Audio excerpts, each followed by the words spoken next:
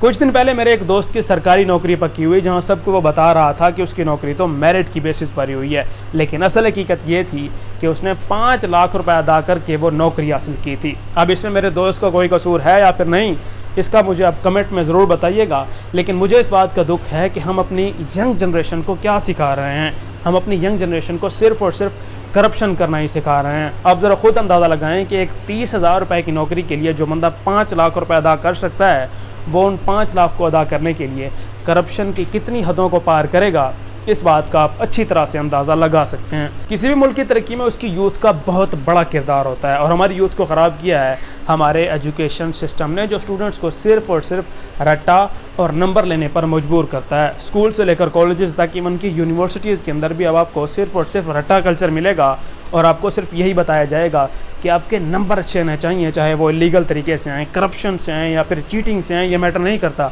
Matter ये करता है कि आपके नंबर अच्छे आने चाहिए, और उसके बाद जब आपके नंबर अच्छे आएंगे करप्शन की बेसिस पर, और फिर जब यही स्टूडेंट्स करप्शन वाले जो करप्शन करके या फिर चीटिंग करके आगे जाएंगे, और जब इनकी जॉब्स होंगी और उनके अंदर भी उनको पैसे देने पड़ेंगे, तो फिर वो करप्शन के बगैर वाले कल्चर को किस तरह से प्रमोट कर सकते हैं, ये आप मुझे बताइएगा। क्योंकि मुझे ये नज़र नहीं आता कि जो बंदा एक करप्ट निज़ाम से आगे निकल कर कहीं पर जाता है और उसकी जॉब होती है, तो वो सिर्फ़ और सिर्फ करप्शन को ही प्रमोट करेगा, और ऐसा ही हमारे मुल्क के अंदर हो रहा है। मेरा ये वीडियो बनाने का मकसद किसी की दिल आज़ारी या फिर किसी को पॉइंट आउट करने का नहीं, बल्कि सिर्फ़ और सिर्फ ये है कि हमें अपने मुल्क को करप्शन से कब आज़ाद कराना है, क्योंकि ये हमारा अपना ही मुल्क है और हमें अपने मुल्क के लिए बहुत कुछ करना है। हम खुद जब तक आगे नहीं बढ़ेंगे और अपने मुल्क के लिए काम नहीं करेंगे, हमारा पाकिस्तान कभी भी तरक्की की राहों पर गामज़न नहीं होगा। इसलिए मेरी आप तमाम लोगों से गुजारिश है कि करप्शन या फिर इलीगल तरीक़ों को अपनाने से बेहतर है कि अपने आप को एक स्किल्ड बंदा बनाएं। जो काम आपको आता है वो आपको 100% अच्छे से आना चाहिए, क्योंकि पाकिस्तान को